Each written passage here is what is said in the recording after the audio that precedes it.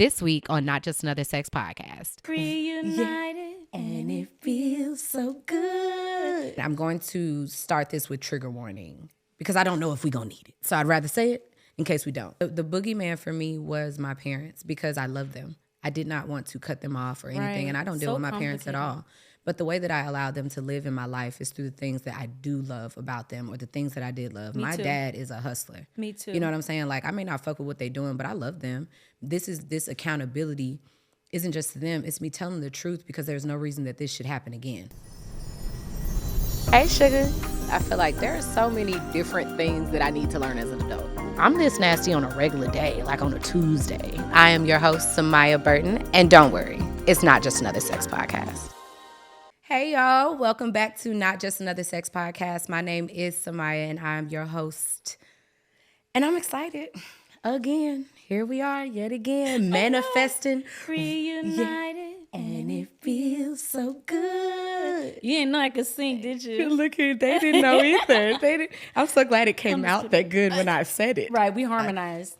You know Aries, you know how we doing. We do well. Y'all gonna be tired of us today. You're gonna be very sick of me because y'all see how when you do what you're supposed to do, you get things you've been asking for. I love her. This is Shelah Marie. Please say hello to the listeners out there. Introduce yourself. Hi, please. Everybody. Hello, nice to meet you. No, I'm just kidding. My name is Shelah. I've just spontaneously Who we showing up today? What person is showing up today? Let me see who I want to be. No, be all of them. I'll be all of yes. them. All of them. I give myself permission to be all of them. But right now I'm Shelah. So I'm Shelah Marie. I'm founder of the Curvy Curly Conscious movement. And really, I just love making spaces for Black women to express joy, feel joy, and be more of who they are. You look great. Corny. I love corny shit, okay? I don't care. I love it. Exactly. I'll do it forever. Who's going to check me? We have another Aries queen with us today, and I am so excited because it goes back to the DMs, the random DMs that you send people and you tell them who you are and, hey, this is what I do, and I would like to XYZ. The stuff that I be telling y'all, I do myself, which was years ago. I DM'd Shelah and I was like, hey, this is what I do with Sexual Essentials, and can I interview you? And baby told me no. And that's okay. Wait, I said no the first time, yes, and it's okay. There was an alignment. Oh, okay. And I'm glad it didn't work out then, you know? Wow, like, I forgot that part. It's people tell me no all the time. It's all right, y'all be back. I love we that. We be back. We be back. It's always just a no right now. It's usually, a no right now. Anyway. So I don't think I've ever had a no because someone was like not interested or anything like that. It just didn't but the first time was a no, and that's real, and that's okay. And then I kept working, and I found more alignment with the things she was talking about. And next thing I know, we're over COVID talking about masturbating and manifesting and all the things. And now we're here on my show because I'm in alignment doing what I'm supposed to. And then you can catch us at the Unruly retreat in Jamaica in May. Yes. And so now we're there. And so I'm just so excited to see these things come to fruition, to have you in this space. And I'm just so proud of you. I love you so much. And I love you too. The feeling is mutual. The feeling is mutual. Shelah was one of the first people that I followed. I had my son and I was very uncomfortable with my size. And she was on the internet. And I believe you were a little bigger than maybe like what you are now, but just more, I don't know, before like the yoga and some of those things, but you looked great then to me too. And I was like, she about the same size as me and I love her body. Why can't I love my body? And she was dancing around in her drawers or something. I was like, I'm fucking with this. Like, I feel this. And I loved that. And so that is how I started following you. You was dancing in your drawers and it did something for me. Shout out to dancing in your drawers, okay? So we're going to get into the show today. We are talking about healing for sure, but healing outside of Christianity today and different avenues. This is not a knock to anyone. This is more so awareness for the other things that are out there. But before we get into all that, let's start off the show with the adult tip of the day. The adult tip of the day is about putting a little tidbit in your pocket to be a better human because we're the grown-ups in the room. And I know if you're anything like me, one day you wake up and you're like, wait, I'm the oldest one in the room, or like the kids look up and they ask you to do something, you're like, oh, me, the adult. I'm the adult? Got it. And so, I mean, this can range from, hey, these are the signs of a stroke. Here, my therapist says, here's a meme that I think is great. But today's adult tip of the day is to stop gaslighting yourself. Okay? A lot of times we talk about the ways that people manipulate us, or let's stop with the narcissist, or, oh, you're gaslighting me. Well, guess what? The person that's probably gaslighting you more than anybody else is your damn self. So make sure that you keep that same energy with yourself. If you're wondering, what does gaslighting mean? Don't worry, I'll tell you. It means, loosely defined, as manipulating someone so as to make them question their own reality. And so, for example, you may say, I really don't want to go on that show, or I really don't want to go to this event that I said I would go to. And then you try to force yourself to do it, knowing that it doesn't really sit well with you. And this can be little things. It could be hanging around with someone and technically they've done nothing wrong, but you don't feel your best around them. And you force yourself to be around them anyway because you feel like, well, they haven't done anything wrong. I'm going to be nice, which gets us in so much trouble.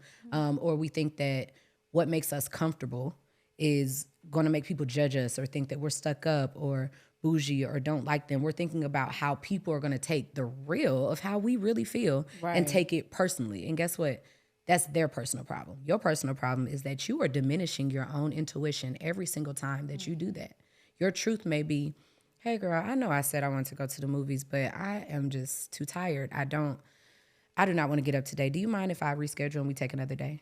You can do that without being disrespectful, blowing someone off, just standing someone up. But I promise you, if you don't start listening to yourself, those little gut things, it's going to be so hard for you to decipher in the future the things that you're supposed to do from the things that you're not supposed to do.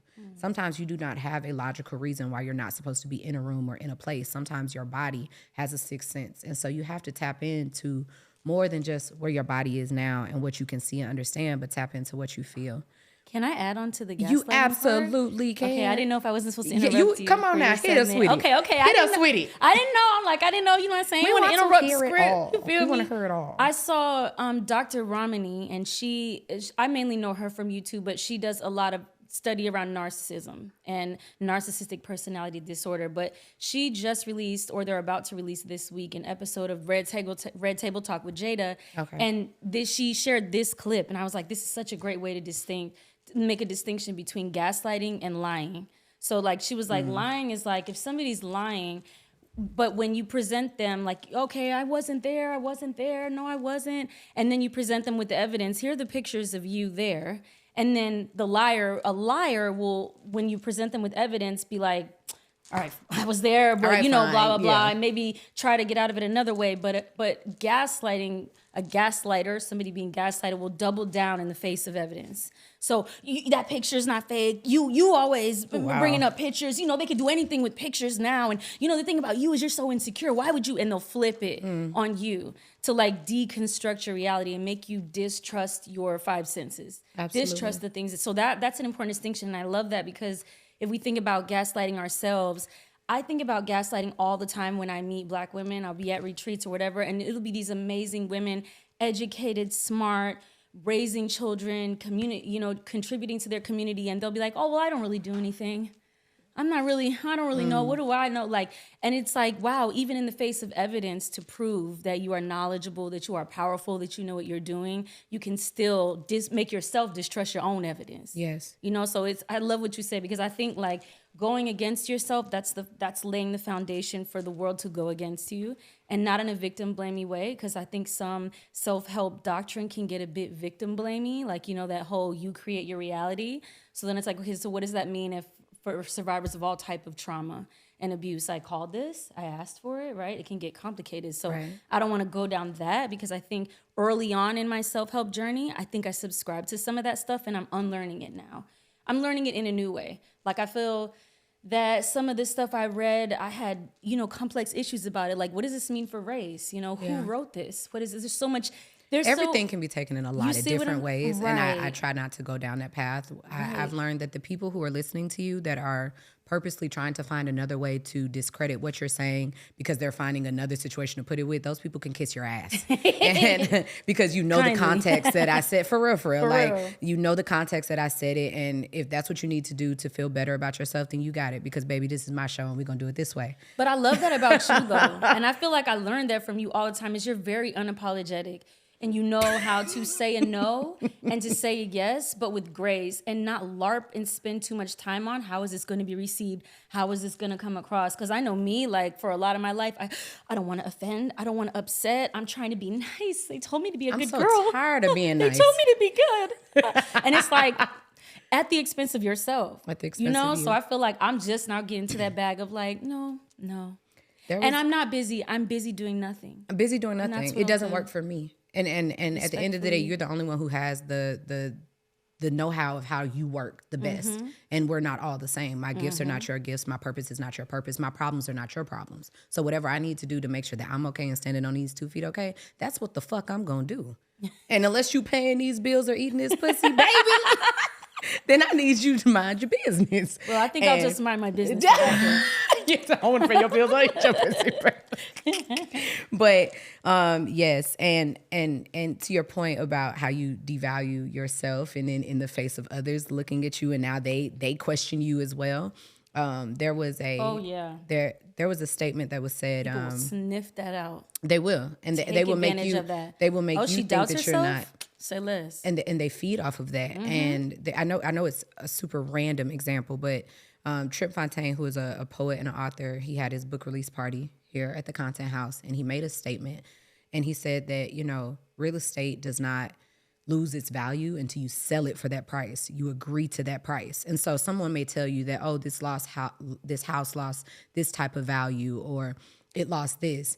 When you sell it, you agree that it also lost that, because at the end of the day, once you sell it, they're going to slap some paint on it. They're going to put some new streets and plant 4 trees, and then it's going to be worth all this money again. And so people are set up to make you think less about yourself because they see the value in it, and that's why they constantly try to make you less than what you are, because if you fuck around and see who you really are, baby, people gonna have a problem. And I lived in that. The world does not like a free woman. The world doesn't like people that are not afraid of who they are and how they have to be it.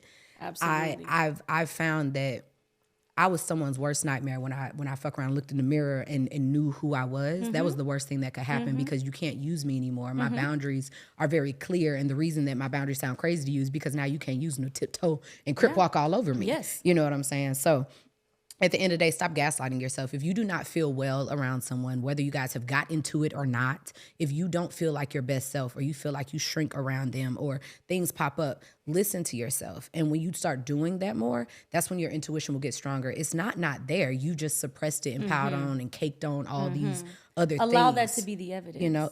That's enough. Allow if you don't want the way you feel to be the evidence without having to justify it any further, or find a logical explanation, or write a thesis. Explain yourself. Allow the feeling to be all of the proof that you need that this is not the way I need to go. And like for me, that practice has gotten my intuition so strong. When I feel something now, I just don't question it. Absolutely. Because even if it's a no, it may just be a no for right now. But if it's not a hell yes for me, I'm at a point where it's a hell no. And that doesn't have to mean no forever. It just means no, not right now, because I don't feel a yes. And so many times we say yes to things because there's nothing wrong with it. I'm only saying yes to things that are a hell yes, because I could do plenty of things, but I need all of my energy for my purpose, because I wasted so much time not knowing what that purpose was. And now I need all of my energy for me, I feel like I'm taking a class right now. I'm in this episode, but I feel like I'm just like, yes, this is church for me. Welcome to Not Just Another Sex Podcast. Yes. It is not, okay? Creatives, podcasters, entrepreneurs, if you're looking for an amazing place to create consistent content, then you need to check out the Something Extraordinary Content House. Located in the heart of Atlanta, it's in a great location, as well as only 15 minutes from the airport. So whether you're in town or not, maybe you need to get more serious about the content that you're creating. This is a great place to create something extraordinary, because it's equipped with 5+ rooms with 2 kitchens, 2 living rooms, amazing energy, plus a host of vendors that are already the best in their field at creating content. So make sure that you check us out at semediagroup.co, or check out some visuals and events and amazing things that we have going on over on Instagram at SE Content House. Thanks so much, and we'll see you soon, because we're going to get to creating some extraordinary content. So we are going to move on to the Twitter talk for today. So Twitter talk is for us to pay homage. Y'all heard it? I got it right. so much. Pay respects to Black Twitter. Black Twitter is where most of the conversations, where I the love culture Black Twitter so much has been stored. Okay, there. If you are having a bad day, honey, you can just find a little thread and laugh until life don't even matter there's no no more. I always tell people like Twitter, there's nothing like Twitter. Look here, whatever you could try that shit on Instagram and the things you could do on Facebook, but it don't fly the same over at Twitter. Anything that you've seen viral most likely started there, and I just wanted us to pay respects to that because a lot of the things that go viral and the trends and stuff, they start from us on Black Twitter. So, Twitter talk for today. Do you feel like, are you nervous? I saw that breath when I said. I was like, she's gonna ask me a question. I'm asking you a question. I'm ready. You feel like all women got a little gay in them? Just Oh my God, Samia. Jesus Christ. Listen, hi everybody watching this. I have not previewed anything. I didn't even know the title of the episode until just now. So I'm with you as you're watching. I'm also learning and watching. And I just decided, my intuition told me, don't prepare yourself, Shelah. My intuition was like, prepare yourself mentally, but don't try to micromanage. So the question is, do I believe all women have a little bit of gay? Just a little gay. I think that sexuality exists on a spectrum, and anybody could have a little bit of gay, and at any given time. I feel like it can come in waves. There can be a little bit of curiosity, and then not so much. Sometimes it's just a fantasy and something that you don't want to explore. But I wouldn't say everyone. Like I don't like labeling everyone. I wouldn't say there's like a. You sound like you have been media trained to the gods. No, because there's not a clear answer to that. I do think though, this is what I will say. I do think that a lot of people have a wider sexual spectrum than they allow. Absolutely. And explore. And I have learned that through our work, but just in general. And for me, just a little bit. That's okay. You set me up. That's fine. Because, Ready? you know what I'm saying? I stand on it. And I just feel like, to me, I like to nurture liberation, especially in Black women. And so liberation includes sexual liberation. And a lot of Black women are very much sexually repressed. And so that's why I say, maybe and maybe not. I think there's a lot of people who don't even know that they might have a little bit of interest, but because of all of the stigma and all of, there's so much surrounding it, they maybe never explored, including religious stigma.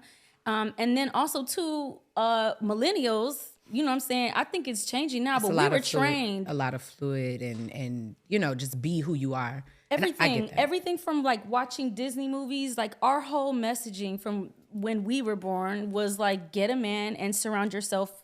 He's the center of your life. Right. And so, I feel like that's not, a blanket statement, but I think generally speaking, that was the message to women, young girls. And so like, yeah, I think a lot of women are just now breaking out of like, yo, I don't even know if I really, was this really what I wanted to do? Or this was what my mom wanted me to do? What I was told to do.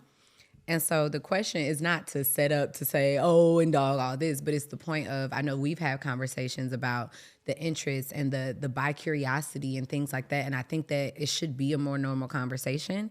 And I think that people should acknowledge where their curiosity goes and understand that it doesn't have to mean more. Correct. And so like, I know that you get to choose. You do get to choose. Just have the freedom to choose. And I love how as women we can be like, girl, you look good as fuck. Like, yeah. I don't know. I would be so bored if I was a man. Or either I would be hella gay. One of them. Like, well, let's be clear. Only Black cis heterosexual men get that type of I feel like white men get to play like with that a lot more. Black men don't even get. They you gay? No homo. Pause. Like, oh yeah, pause is the new one, right? White men can just, hey bro, like they just do some crazy stuff, all type of stuff. I don't know. When I was watching a comedy special, I was like, wow, he is making a lot of jokes about his penis. That is interesting. And other men, okay, I was like, this would never fly if this was a Black male comedian. So I feel like Black men really get pushed into a box. Like this is how you have to perform. Absolutely. So shout out to being a woman because it's kind of lit. Because I am bisexual, but if I wasn't, I would definitely be a little gay. If I was a little gay. Because sometimes they're just a little bit, but I even before I realized, because I think there are even different terms that are being thrown around now, like by romantic and then bisexual. Oh my gosh, I saw that on Twitter. Did you see that last week? I did see it. About, I forget, is her name Kira? She was on here. She was on the show. I follow her. Kira. I be like, Kira, I follow honestly, you. If I had the boldness, like she will literally, like some of the things she says, I'm like, the honesty level is like, wow. I mean, I know she get a lot of smoke. I saw that post on Instagram and I had to go find it on From Twitter. And I was like, Yes. I know they was firing her up because you already know. So And basically, I love the way do we need to say what she said? I am going to talk about Okay, it. And that is why I brought it up. Oh, okay. Because, and it was the Twitter talk. Really? Okay. That was the Twitter. You see what I did there? You did good. You do this, Samia. You're doing a really good love the job. show. I'm proud of you. Bitch, you doing a good job. Bitch, you doing a good job. Oh, it's a good day. All right. I love it So so much. I mean, she was basically saying, you know, I'm not trying to say there's anything wrong with dating a woman. She's saying my truth though is that my pussy pops for other women, and I get excited by them. But when it comes to the romantic parts of being in a relationship and taking someone on dates and getting through those arguments and learning how to be compatible together, she said I have no desire to do that. I can't help it. I didn't choose it, but this is what it is. When I look at women, my pussy throbs. I can't help that. And I feel that. I think that the best thing you could do, which is what she mentioned, was always lead with integrity and make sure that is known to someone, because it is not okay to tiptoe and crip walk over people's sexuality and using them at all. And I think that a lot of women, because we have so much bi-curiosity and bisexualness and not romantic, we think that we can just use women to play around with, and then we get mad at men when they do the exact same thing. So this is the Twitter talk of the day. That You need to stamp that right there. Listen, and that's why you got to leave it alone and walk away. Like, don't look back. Like, don't look back. No, Heard what I listen, said? that was some of the feedback. I was just watching the conversations. I thought, well, this is an interesting conversation, and I know some people were bringing up. So just ask yourself, like, where do you think that desire came from? You know, you don't live in a vacuum. You don't live in a bubble. You didn't just wake up and have the desire or the preference. People love using preference now, but like the preference to marry and build a life with a man, but sexually explore a woman. Like, but I would never want to be in a relationship with her. Like, even explore where did that come from? The dismissiveness and things like that, and even the way that we talk about our own selves, because most of the time we're saying, well, you know, women too emotional, da da da da da, and it's usually, and I've said it, I've said it in the past. There's so much unlearning of misogyny. I just much feel unlearning. like my whole life, I feel like I've been on a spiritual journey in public. Like, I've done it, you know, I've been so open and shared on social media since like 2016. And I'm constantly unlearning things and relearning things and changing my opinion. And like, yeah, so that post made me think a lot about that. I was like, wow, I was just watching the conversation. Like, I can challenge yourself. I can see both points, because she's honestly saying, this is what I like. The thing to me that I appreciate is, like, as long as she's like being honest, she's telling these women this is what it is, and then they're it's like someone else's two choice. adult consenting adults. Exactly. I mean, consent matters more to me. And of course, and we was going to leave it and drop the mic, but I can't be that smooth, because now I got because now I got another one, because I'm like, see how we do when we get together? Yes. This comes up a lot when women are talking about having threesomes. They want to disregard that third woman. They want to disrespect that third woman, and they want their man to get pleasured by her, and they want to use her. But it's like, well, I ain't worried about that as long as you don't kiss her in the mouth. But guess what? Wow. On the internet, now y'all talking about, oh, I can't be with no man that don't kiss me in the mouth. And then you solicit another woman, inviting her into your bedroom, and then tell her that he can't eat her pussy. He can't kiss her in the mouth. He can't do this. And it's like, you just said that men were wrong for doing this. And then you invite someone in your bedroom in front of a man and say that it's okay. There's so many ways that we perpetuate and perform the same misogyny that we fight against. And it's one That's thing. why we have to unlearn. And we're going to leave it at that, because all right. We're all unlearning together. Check no yourself. judgment. Check yourself. All right. So we got to get these laughs out. 1990s. You heard it? Hey, you guys. It's your host, Samia. If you're enjoying the topics over here, honestly, I think you'd love the topics over on my learning platform. I have some private interviews over there with some amazing guests. I've interviewed Mr. Marcus, yes, that's the porn star, Passion Jones, who brought on her husband and her boyfriend, and even had some girls' night conversations with Medina from Cocktails, as well as Mila from Good Moms Bad Choices. That conversation was amazing. We did some examples of our dirty talk, and let's just say you need to check it out. Don't just take my word for it. Make sure that you click the link below and sign up today. There are over 250 workshops, classes, interviews, and so much more. All right, now back to the show. We had to get these laughs out because we have a very good episode for you guys today. And I'm going to start this with trigger warning, because I don't know if we're going to need it. So I'd rather say it in case we don't, because we're going to get into it. First of all, I want to talk about, and I want to say this as a blanket statement so I can hold myself accountable for staying on track today, because I ain't about to play with you. We're gonna take off.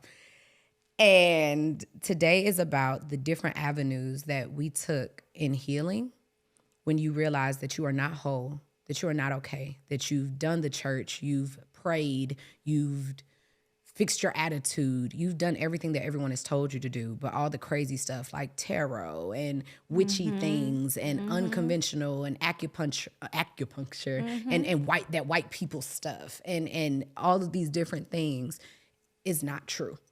And if anything else, I hope that this conversation helps you to stop passing judgment and just listen, because you have no idea if you may ever need some of these things.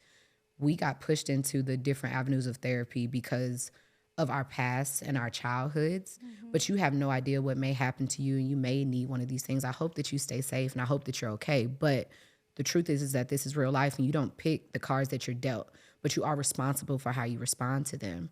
And we are going to go through a list today of unconventional therapy methods and techniques that we have used to cultivate the two women, these two fiery, gorgeous, thick-ass Aries women that you see in front of you today. Because I always get this question, which is, how did you get like this? And what was your journey like? And we talk about all of those things on Not Just Another Sex Podcast. But today, we're specifically going to go down all the lists of unconventional ways we got brought in. And so I have a list to kind of keep us on a little bit of therapy because, you know, I've loved you for so long.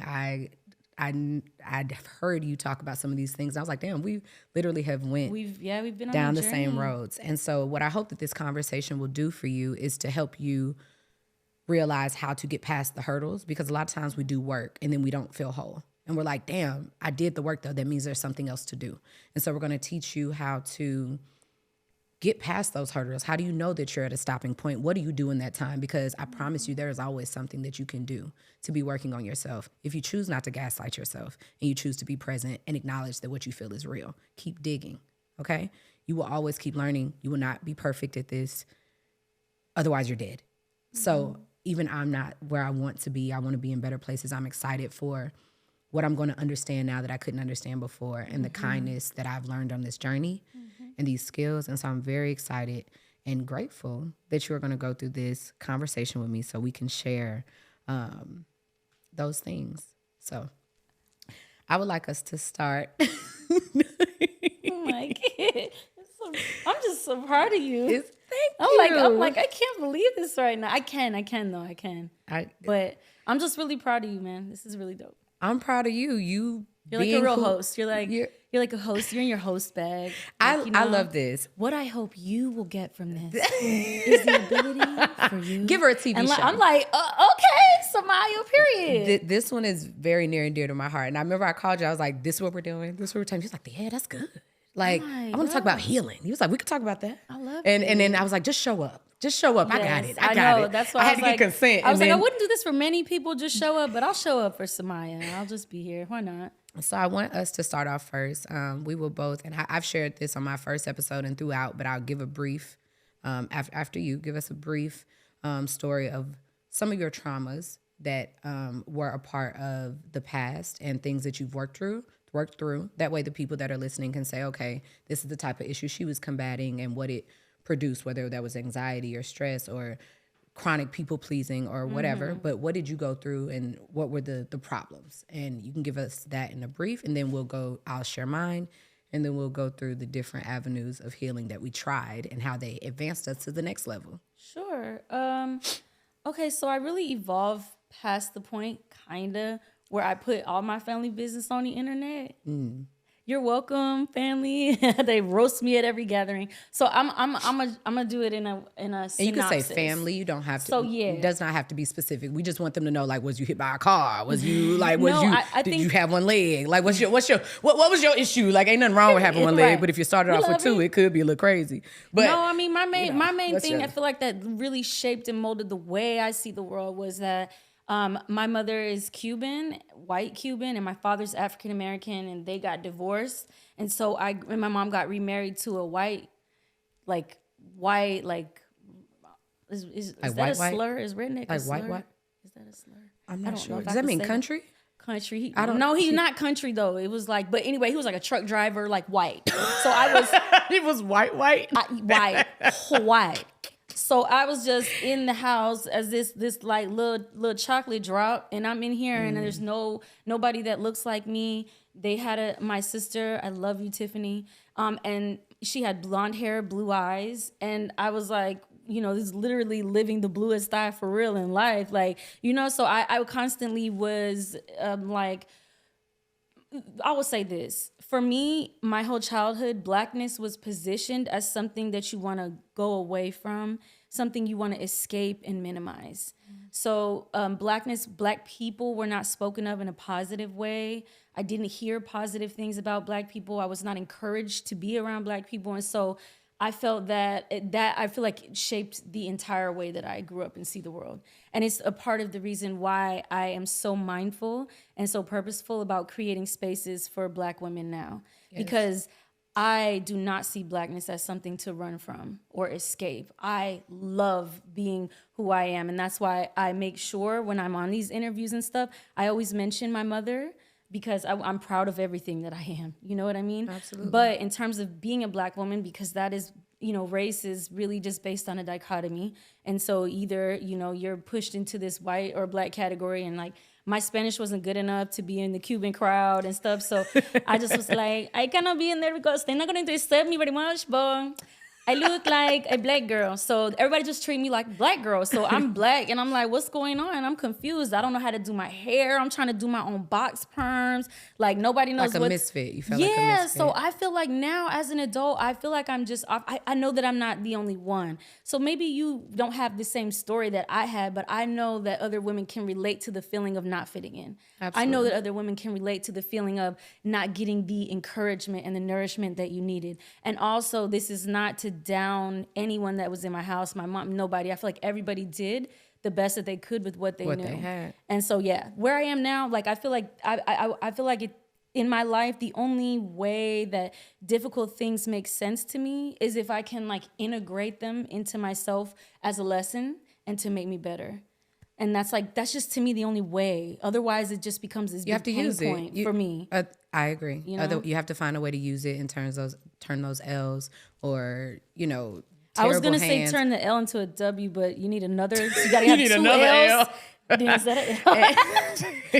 I do feel that sometimes you can win a spades hand with no face cards. Hello. And I feel like that's how I grew up. And I'm like you. I do love my family, but boundaries. And I have a child, so my responsibilities to him are totally different, and I take that very seriously. And so for those who don't know, this is a good chance to catch up on the show. Go back to episode 1. It's not just, introducing you, this is the show and this is how it's going to go. It's introducing you to my story and my full trauma. And so this podcast is about how I turned into the woman that you guys see today. And my trauma, if you have not heard the first episode or other episodes, or go listen to all my shit, is just go listen to it. Is that I grew up in a household where I thought I was happy. And I realized when I had my son that I had Stockholm syndrome, because I was living with my parents, and my dad was molesting me, and my mom knew about it. And they are still together to this day. And You told me this? I don't know if we ever talked about it. I mean, we talk about things, like we relate. Like sometimes the details never matter. I just know that when someone tells me they have I'm so sorry that was your experience. Oh, well, thanks. I don't, what do we say to that when people I'm so sorry? Like, it's okay. Like, it's okay. I'm just honoring that. Thank you. Okay, no. And so my story is about all the ways in which I loved my parents. And so what I realized, it wasn't just my dad violating me, but it was my entire trust and value system was fucked up. And as a woman, and as a Black woman, I was now an adult that was the problem, because every person was better than my dad. So that means that shitty men were making their way into my life. And I was able to deal with it because I learned how to adjust to hot waters. You know what I'm saying? So if I can adjust to hot water, I can be happy in anything. I enjoyed my childhood. It was fucked up, but I know how to turn anything into anything. My imagination, that's still here. You know what I'm saying? That is what got that my coping mechanism. It got me out. And Wow, Samia. and so when I had my son, that's when I realized they lied. You did not do your best. What do you mean? Because it wasn't the first time. It wasn't the only person. This is a family situation where liquor has constantly been a problem and people blaming things on liquor. And I'm tired of it because I know plenty of alcoholics that do not like touching children nor their children. Correct. You know, and the truth is that a lot of us don't have the tools to start over and we are scared. So for me, I was in a marriage. You know, you remember back in the day, I was in a marriage and technically there was nothing wrong with it. But what was wrong with it is that it wasn't amazing. That may sound crazy, like, well, you know, marriages don't have they have their ups and downs. I'm not talking about that. It was never amazing. It was good. There was nothing wrong with it. And that was the problem. There was nothing wrong with it. It wasn't great. It wasn't broken. Do you feel like you were settling a little bit? I didn't know. I was looking for safety. I was looking for someone that was better than my dad. I did all the things. I did someone that didn't touch children. You know what I'm saying? In my world, that was the best. But that was because as a parent, they gave me a shitty hand because your love system as a child revolves around the first love that you get. And these are for the people that are assigned to protect you. And both of you all failed me. And so because of that, everything that I compared my life to was that. And the way that they would justify and manipulate and make things okay, I compared as a child. I keep saying this and they laugh at me, but if you are a robber and they already started laughing. If your daddy a robber and then they make you a little robber, why would you think there's anything wrong with being a robber? Just be like, I'm a robber. Who is that in all that black? You don't know. You know what I'm saying? Like, and it's like, you don't know that there's anything wrong because they've been telling you that this shit is right. So we're not talking about, oh, my mom didn't know. We're talking about, I'm telling you what's going on. Yikes. And we have a talking to, or I'm gonna stop drinking for a little while or whatever. And so this is what I've used these same techniques to help me heal from, which is really for me to fill the void of the issues here. Right. And so these things did that. And I want us to talk a little bit to what they do. So we're going to talk on a couple things. Okay. We're going to talk on EMDR. Yes. EMDR therapy. We're going to talk about trauma therapy. We're going to talk about acupuncture. We're going to talk about astrology. Okay. You know. All the things. All the things. We're going to talk about tarot. I love it. All the things. These are all things that in the church, especially with a dad that's a deacon, it's very difficult to find. Your dad's a deacon? My dad, I don't know if technically he still is. I don't know how that works, but he's a deacon. I don't know if they took that, but you know, I grew up in the church and I love God, but I realized that God is everything. It's not just one thing. And the thing, if he created everything, then all these other avenues, y'all may not need it, but what if I do? You know what I'm saying? And I think that we are shunned sometimes and discouraged from trying additional things because it means that I don't believe in God if I try this. Yeah. And that's not true. There's a lot of fear. I mean, I think with most monotheistic religions, like a primary component, sadly, is fear. Yeah. Like it might not be a fear in the original sense of the text or the way the religion is maybe I don't want to go to intended hell is to the be fear. practiced, but the way people teach it and practice it is really just surrounding a lot of fear. Scare you into doing this. And what if you happen Absolutely. versus giving you an explanation or a reason why. Yeah. So the first things first I want us to talk about is... Can I just say one thing about that? Yeah, because I was talking to... I don't know if do you follow Sign Blake? She does like interior stuff. Oh my God, it's giving me Blake when I'm walking around. Oh, here, yes, she does a whole bunch of DIY stuff. Yeah, everything in her house look expensive, and she be doing it like from Marshalls. And she and like know how to paint. use real power tools and like really measure. That's a woman. Really get a diagonal in the corner. And I'm just like, how does she do this? Like I would never. I don't trust myself with a saw, girl. Absolutely not. But she was talking because she had made a wine cellar in her house, and she talks and I don't even know how me and her got into it. But she was like, I just want Black women to be free of being so scared to try new things. She's like, a lot of women will write on her post and say, oh my God, I love what you did, but I'm scared to paint. Yes. I'm scared to try a dark color. I'm scared to do it like me. I'm scared to do a power tone, and like, I'm scared to shave my head. People say to me all the time, I'm scared to try yoga. I'm scared to try meditation. I'm scared. And it's like, I feel like we're shrouded in all of this fear. And it's like, we're constantly trying to be safe. It's not safe. authentic. Like you're not you're not really living who you want to live. You're living who you think you should be so you can fight, you can escape the fear because you're just afraid of the fear, but that's not true. You have to face it. No, you have to face it. You have to face the fear. For me, you don't have to. You cannot. You can live your whole life and never face the fear, but it's not going to get rid of the fear. Yeah, it's not. The boogeyman for me was my parents because I love them. I did not want to cut them off or anything, and I don't deal with my parents at all. But the way that I allowed them to live in my life is through the things that I do love about them or the things that I did love. My dad is a hustler. Me too. You know what I'm saying? Like, I may not fuck with what they're doing, but I love them.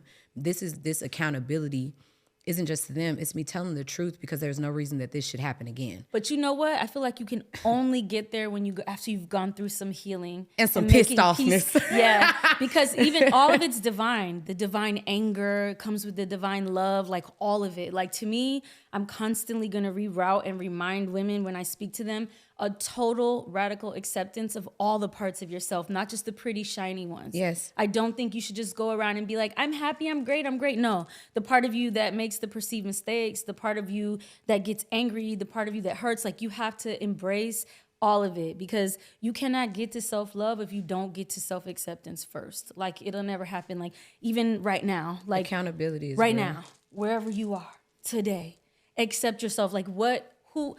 My This therapist, I'm quoting my therapist. My therapist I love says, her. You're such a grown-up. She's amazing. But she says, like, who would it give you the permission to be? That's like a question she always asks me. Like, if you could accept yourself right now, like all the mistakes, all the things you should have, you should have known better. You should have done that. You should have stayed. You should have left. You should have went. You should have all of the things. You should be smaller after the 10 pounds, whatever it is that you are right now. If you were like, you know what? I accept and love myself unconditionally. Today. Who would that give you the permission to be? And what would that give you the permission to do? And I love that place because, again, my whole access is like freedom and liberation. I want women to be able to show up as who they choose, not just a programming, a computer system. Because my family, because the community, I think community and belonging are great. But you sit by yourself and figure it out. What do you like when no one else is in the room? If no one gave you anything, if anybody gave you nothing to say, what is it that you would want to say? Hey, you guys. Hope you're enjoying the show. I just had to stop by and let you know that if you have not ordered your thigh-high socks from Sexual Essentials, you're behind. I know how it feels to buy lingerie and you say, ooh, I'm going to be real sexy and put it on, and it's sitting in the back of your drawer collecting dust. Let me tell you, the thigh-high socks are just so convenient. They're super sexy and they're actually comfortable. So instead of feeling like you have to make that large leap into lingerie, try the thigh-high socks. Your partner gets to see you looking sexy as well as yourself, and they're super comfortable. Don't forget to use our code NJASP for 15% off. Tell your friends and make sure that you get your favorite color before they're gone. All right, now back to the show. So for me, I was married and my husband knew some of these things, but I seemed okay with it. I kept saying I was fine and this is in the past. So it's hard for someone to be upset over something or know what to do with it if you're not you know what I mean? So when I had my son, I went through a huge, I almost like a breaking point. And he didn't know what was wrong with me and I didn't know what was wrong with me. And because I just had a kid, I thought it was postpartum. And so there was postpartum, but it was mostly I was triggered. It was the biggest trigger of my life. Having my son, I didn't know what was wrong, but I didn't trust anyone around my kid. And so I had to go back to why don't you trust anyone around your kid? Because the people who had me as a kid failed me, And so I got into therapy and I got into trauma therapy specifically. And then on the first day, she was like, I'm just going to suggest EMDR. You said you want to get through this quickly. You ain't got, because I didn't have the insurance to pay for the thing. And she was like, well, if you're trying to get through as quick as possible, baby, I'm suggesting EMDR. And so this old white lady told me, no judgment here, say what you need to say. And I was like, look, this is how I talk. She said, and that's what you need to do. Then that's what you need to do. She was I loved her. I love the fact that I still felt black as fuck around her. I didn't feel the need to code switch. And I really loved that. That's because, amazing. Sometimes you want to talk to people that look like you, especially about things that are so private and vulnerable. Mm-hmm. So we did EMDR. So I'm going to talk about EMDR. EMDR is, let me tell them what it is. Please do. Okay, good. Because I was like, yes. And I want to know what it pulled out of you when you did it. So EMDR is where you basically sit down and there's noise or sound or, your choosing. And you repeat the stories over and over and over until there is no more emotional response, but it is just a memory. And every time you do it, and they're like some doctor shit on there. Like, I'm giving you a rough example. Don't do this at home and just be like, well, tell me again. Don't do that. But it was like some doctor shit in there. And you're repeating these stories and more details are coming out every single time. And you're having to feel, and you're going back to that moment every single time until you keep repeating this and it doesn't evoke the emotions. I had to get through that so I can do this, because I can't be on here. We're never gonna get through. You know what I'm saying? And so those were steps I had to take to be the Samia that I am now. The thing that I like about, first of all, if you're starting your healing journey and you are a survivor of trauma, if you feel like you have been through significant trauma and whatever that looks like to you, I do really recommend a trauma-informed therapist. That's number one. Somebody who knows how to recognize signs of trauma. And I think trauma therapy, yes, trauma-informed for sure. It's for eye movement desensitization and reprocessing. Yes, because that's important. Thanks, the eye movement desensitization. Eye movement desensitization and reprocessing. That's right. Yes. Eye movement and desensitization reprocessing. And the definition that actually gives. That's the clearest way to understand what it is. So the thing about EMDR, which I like, is I've been through talk therapy for years.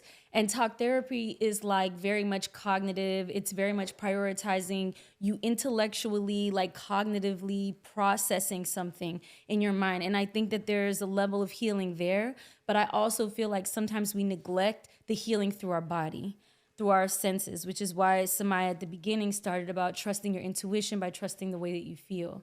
And so EMDR is not thinking through. You're not going to go sit down and like, my trauma, I'm like, well, maybe because I did this and my dad and my mom.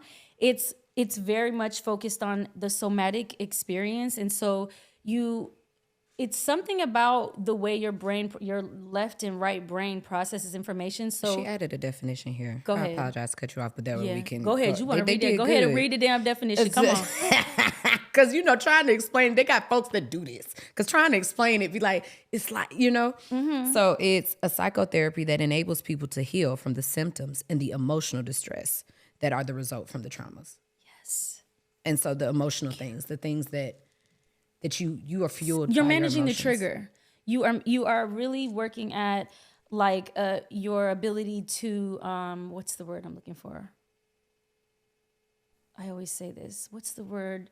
When you want to manage your nervous system, you want to like regulate. Thank you. You're regulating yourself. You are giving yourself the ability to regulate yourself if you face a trigger. So what happens to survivors of trauma is when they face a trigger, their pain body wakes up and you go back to the initial event in your mind, not on a conscious level, but you start to re-experience the pain of the initial event that caused you to even have that trigger.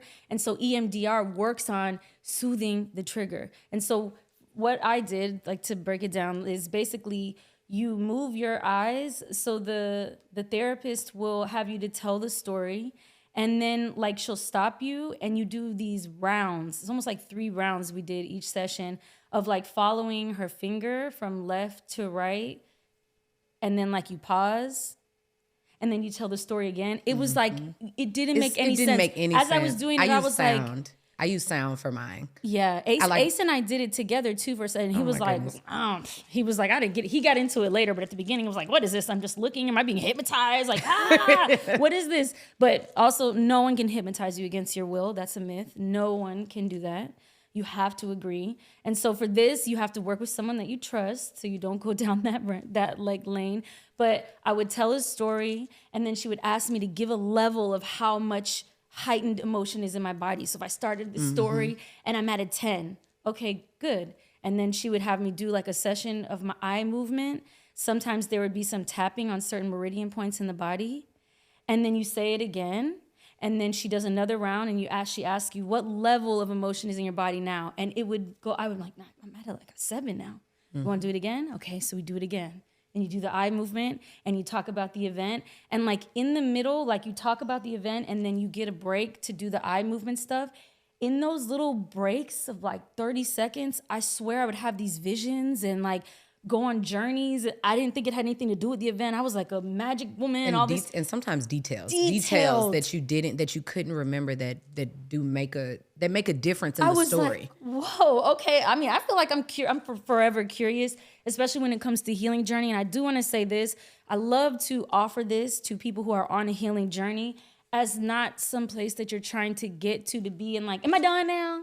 I did therapy. You got to do more therapy. I thought you already did therapy. You got to do this type of healing. Like, it's not something to be done with. It is an expression of the curiosity you have for yourself. How curious can you get about who you are? Like, how curious can you get about who you can be? Like, how curious can you get about, like, maybe I want to express this. I just think it's a process of really growing into yourself. So for me, I'll never be done with my healing journey, and nor would I want to be. I love my journey, and I don't position it as I'm trying to run away from myself. I'm not trying to fix myself. I'm not trying to get into some perfect place where I can. No. I love myself so much that I want to continue exploring who I can be without these triggers. I've been looking at the wrong camera this whole time. I'm like, she hella cockeyed.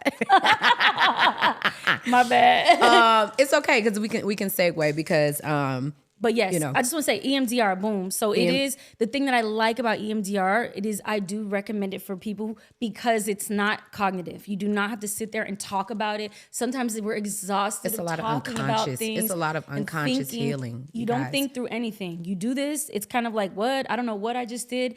And I just have to say this, the final thing about EMDR is actually Ace and I did, my husband and I did like a few sessions together too, just about like after I had a miscarriage, we had started to just be like more arguments and more tension.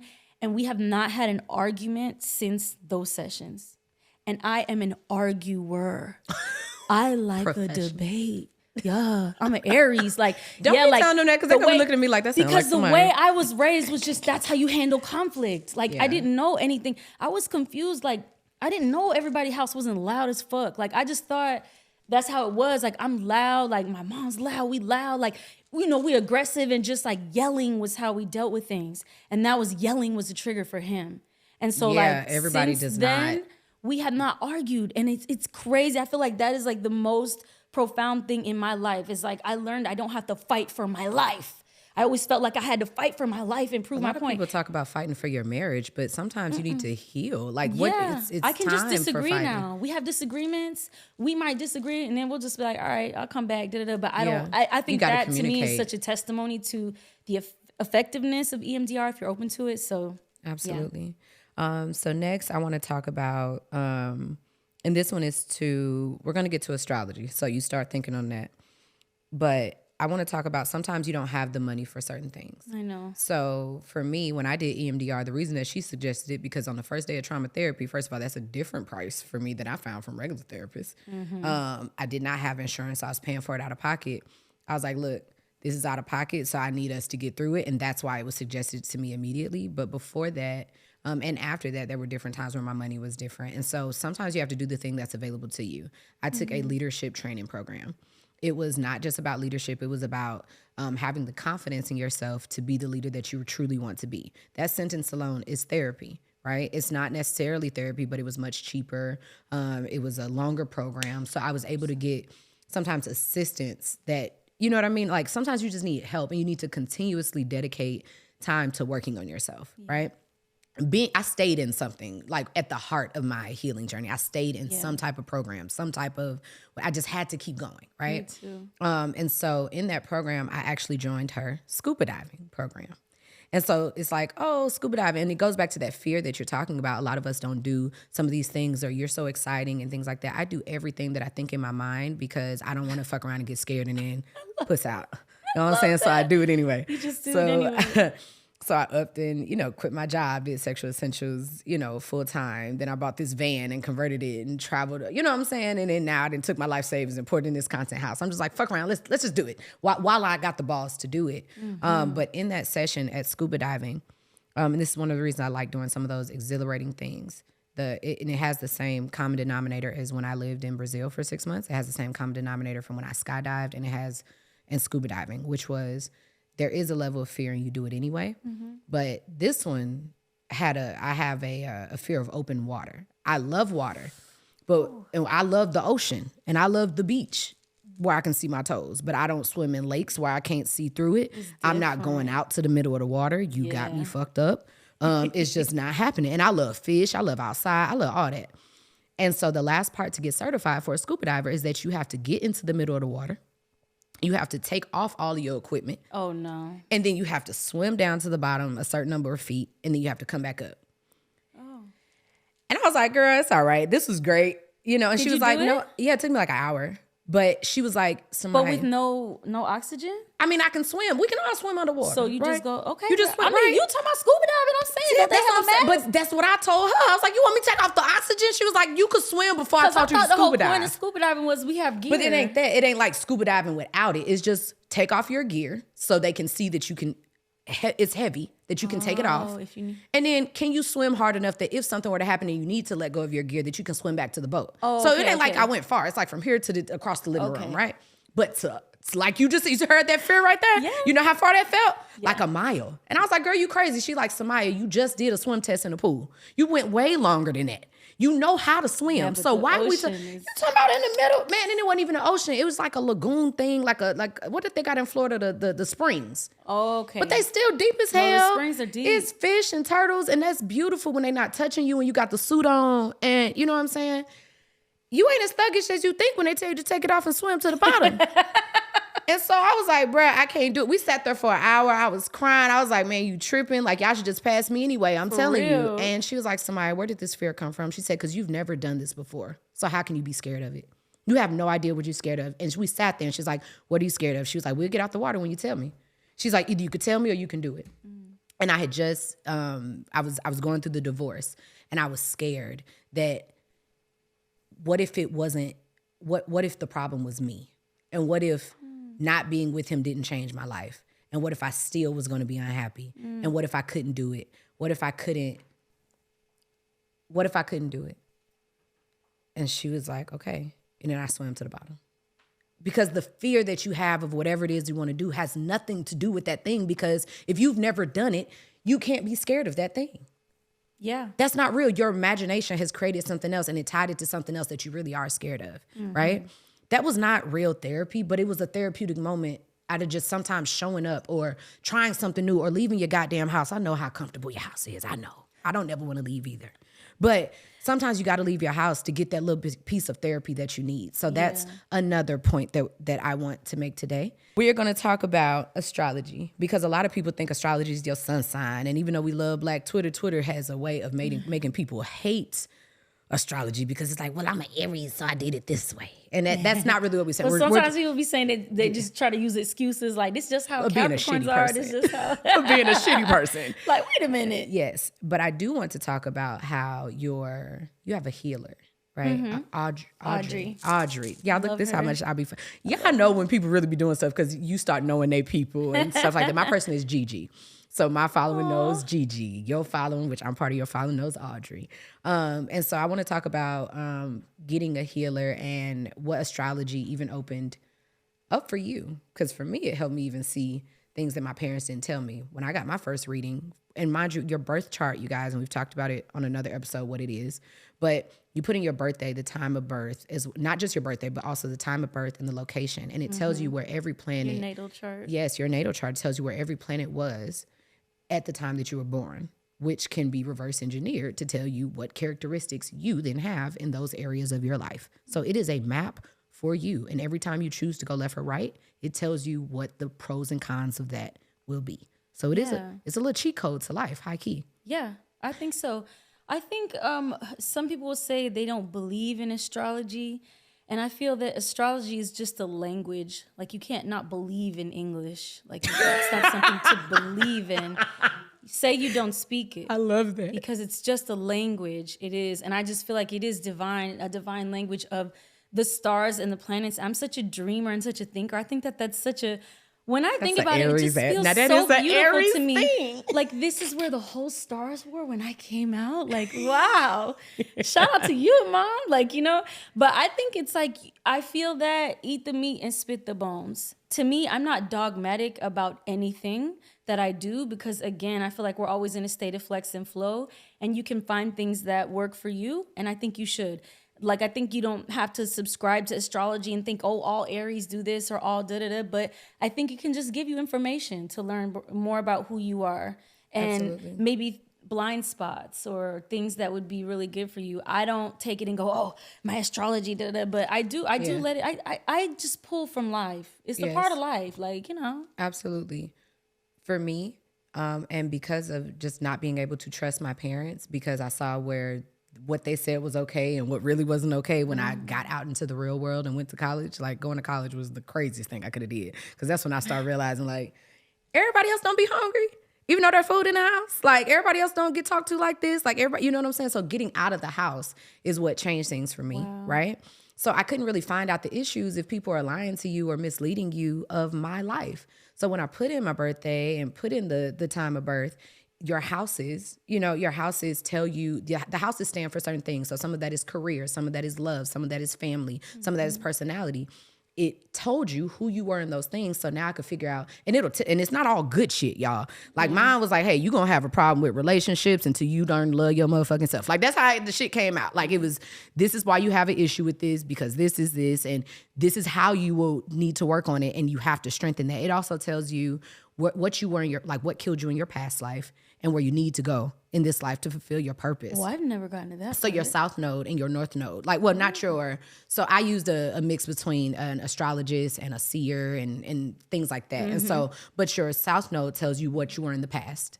But my thing in the past is where my life ended. Have you ever done a past life regression? Girl, I'm not ready. My gosh, current life, they was so tripping, so dope. I'm not ready. Can I tell you one thing about my past life Yes, tell me regression? what happened. Was you thinking your past life too? You was thick too? Hold up. I was a little thick. I wasn't as thick now because we didn't have GMO in the past life that I went to. So I was like natural stuff. I'm a little thicker now. But in my past life, so there's this one scene. And like, take the meat, spit the bones. If you like this story, if you think it's wow, drop it. Who cares? This is my experience. Like, went into like this deep, like meditative state. And whatever, I was led there. I got there, and this is the scene I saw. I was like in some West African village. I couldn't like tell what country I was, but that's the feeling that I got. And I was like in the midst of having my first child, and like it was like women in there, and they were helping me and stuff. And like there was a guy I could see walking, wherever structure that I was in, I could see like there was a window outside, and there was a guy pacing back and forth, and he looked very calm. But he looked very like much concerned. Like he wanted to make sure that I was okay. I was like, okay, that's the baby daddy. Okay, he's the baby daddy. That's when I was I'm putting it together because I don't know where I am. Yeah, right. And then like you're omnipresent. So I go out like a dream, and I see him, and he's decorated with all of these beads and stuff. And that led it just in my consciousness. I knew, okay, so he's like a respected figure in wherever we are. And like, cause all the men were like making sure not to come past the thing. They were there, but it was like he was the only one over there. And like, then I like had the baby, the elders was doing their little vibe. It was like, oh, it's cute. And then like, he was like, I didn't talk to him. It was almost like I could feel he was so, oh God, that made me emotional. He was so proud. He was so proud. He honored me so much. When I got out of the session, I was talking to my healer. She was like telling me, you can record this, listen to it again. I just want to say one thing. Don't ever settle down with a man if he does not give you that feeling. Because this was before I met it Ace. in a past life. Yeah, and I had the feeling when I just saw him, and I was just like, at such a deep level of like reverence and love and care was shared between us. And when I met Ace, oh my gosh, I'm not gonna cry. Fuck it up. Funny. It's I a great never know episode. What's gonna happen. Oh yeah, hit us with it. But when I met him, we was in a club. Like it was a club. Like this is my first time ever meeting a rapper him. in the club. You would think that it would everything that it's not, but the way that he loves you being you. I was so nervous. I love that for you. And I just was like, finally, like, oh, excuse me, sorry, Ace Hood said he said I could come over here. I was so nervous because I'm not used to like, whatever. And like, this was a popping time. Like, you got Chris Brown songs. Wayne was over there. All of them was over there. And he just so nicely, politely, without disrespecting. There was like all women in the section. He didn't like move. He did it in a very graceful way. Excuse me, love. Like, excuse me, love, bless. Excuse me, love. Yeah, thank you. Yeah, he's like, and he said, Shelah. I'm like, you know my name. Like, I was just surprised. We had talked in a little bit, like, through DM. Yeah. But, like, I felt it immediately. And I was like, oh, damn. I hope this the feeling. I hope this is supposed to happen because I'm going for it. Like, I hope this is supposed to happen. We're going to talk offline. That's what I'm saying. Like, sometimes I feel like we got to talk about what? We got to talk about some stuff offline. Okay. When these cut off. Okay. I'm like, what is it? But I think, like, too, when it comes to this healing, some of this stuff might not be straightforward.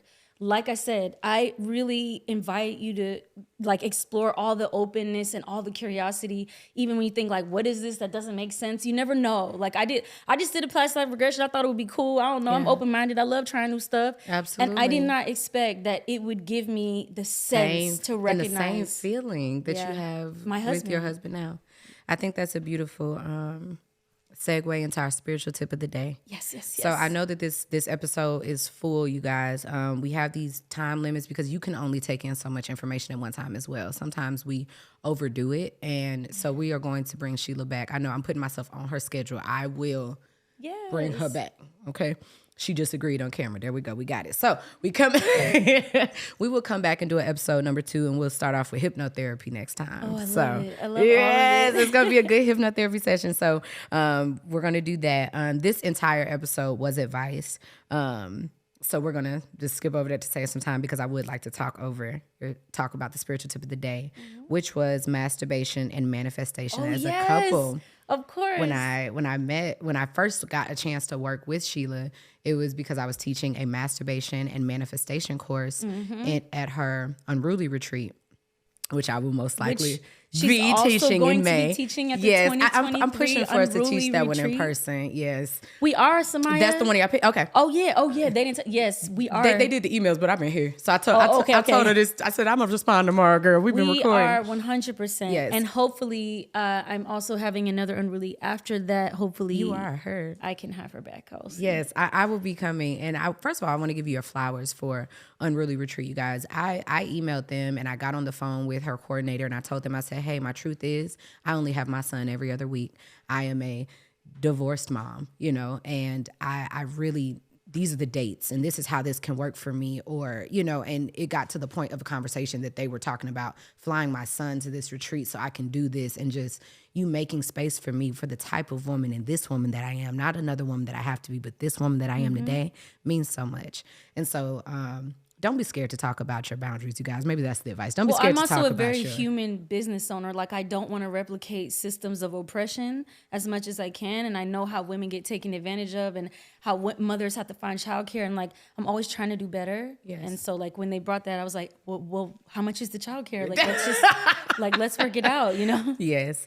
So thank you for that. And I'm very proud of you. But I want to talk about that because you are very private about your precious love, and I love that for you. And I think this is very vulnerable for you to even take that class and share. And you know how we are with our brands and things like that. But Ace got on the camera and he was like, "Oh, this is my cousin. He taught us how to do. She taught us how to do the thing." So happy, and I'm like, it's always refreshing just to see that and see people believe and try what you ask them to do. And so you guys use this course, and you guys, you can find the course on my Patreon. It is on there, masturbation and manifestation course. Take Patreon. It. Also come to the Unruly retreat. Absolutely. Take it live. We're going to drop. Wait, ain't you sold out? Yes, we're having another one though. I was about to say, okay, we're going to drop that one. I'm about to announce it. Sign up to the email list because that thing sold out in like a week. Yes, so we're about to launch to our wait list and then beyond. Okay, so we will drop all of that information below. But I want you to talk about what you all use masturbation and manifestation for, and what you do. They already know what it is, the audience? I talk about rubbing coochies on here on the daily. I know. I was looking through one of your videos and the opening line was, "I rub coochies for a living." I was like, oh. It's Samia's show. This is the right one. Okay, this is Samia. I love it. But yes, okay, so if I explain it wrong, let me know. I'm going to try to explain it. What did you use it for? What did you use it for? It's not about me. You're what right. did you use it for? All right, so Samia basically taught me the first time I let her lead it in my Patreon. That was the first time we did it. And she was like, you give yourself words of affirmation, but like you blend it or you marry it with self-pleasure. So I feel that when women, anyone across the board, start with yourself. So I didn't jump into doing this with my husband. I started with myself. I wanted to get, again, what you can't expect anyone to give you what you first don't give yourself. So a lot of women, in terms of sexual liberation, wait on someone else to give them things, right? And so I was like, all right, let's try this. So I was like, I'm just gonna try this. I never, you made me feel really confident because I'm like, I feel like I'm still a learner too with a lot of this stuff. Nothing wrong with that. So I was like, okay, I'm supposed to give myself play, go masturbate, and then at the same time give myself positive affirmations, either for things that I did. What type of affirmations did you give yourself? Like, okay, everybody's will look different, you guys. You Just a heads up. Everybody's manifestation will look different. Some people manifest a career. Some people manifest over loving their body. I used it for goal setting okay, stuff. So let's say I used it for also loving my body, but like goal setting. Let's say if it was a goal of working out or something, right? Okay. So then I would say to myself like, wow, you doing so good, girl. Yes, look at you. I see you worked out 3 days this week, Queen. I know that's right. You know what? You did that. I saw you picking up that 25 pounds. I know you did that. You look so good. You so healthy. I was just like, and this was so foreign to me because I'm not a talker in that way. Like I talk all the time, but when it comes to intimate time, I'm like, yeah. I like still building it. That's nice. So I just was telling myself, like, you're doing so good. And like, I don't know what it is. I developed a whole new level of confidence within myself, confidence sexually. And then like, we started using it. I started using it with my husband. So his love language is very much... I know that shit was hot. When I tell you it's next level, like sometimes it can be the simplest things that can give you the difference. It doesn't even have to be, it was so profound. Like he's already a words of affirmation type of person. Like he likes to, like men, sometimes I think we assume men just know, like, I love you, la la la. Yeah. But like hearing it is on another level. So pairing that with like, when we're intimate, building towards the, you know what I'm saying? Yeah. The vibes. I just telling him, I'm so proud of you. I'm so proud of you. I'm so proud of the man you're becoming. I'm so proud of all the steps that you're taking. I said, look at you. You trying new things. I love that. Thank you so much for committing to me. Like I was just talking. He was like, who are you? Like, who is this? Who are Samia? you? What's her name? Thank you. Like he was like so happy because it was like a whole nother level of affirmation. Like I saw like it just for the both of us, it just inspired us. It gave us confidence. I also think like your sexual pleasure it holds a lot of power. And a lot of people don't really, power comes from all, let me read books and stuff. Power comes from pussy. But that's what I was going to say. It's all right. I got you. I'll pick up what you're putting down. You said it better than I did. No worries. I ain't going to put you in no spot. That's her brand. This is my brand. Don't worry about that. We got you. I love you. I love you back. I love you more. So did I explain y'all manifest? Yes, you did. Okay. And you guys manifested a house. We did. Y'all manifested a hell of a house. We sure did. But you've been moving furniture around every day. I didn't move it. I have not moved. I have, hi, my name is Shelah, and I haven't moved furniture in like 2 weeks. Y'all, she was moving her living room set every day. Not even a set, just a regular house. I want my living room to look different today. But you guys manifested a house. And and above all odds, like it was just crazy. And it just happened easy too. Like everything happened easy. I feel like now we're in much more of a flow. One thing I feel that we were able to let go of is the idea that only good things come from hard work.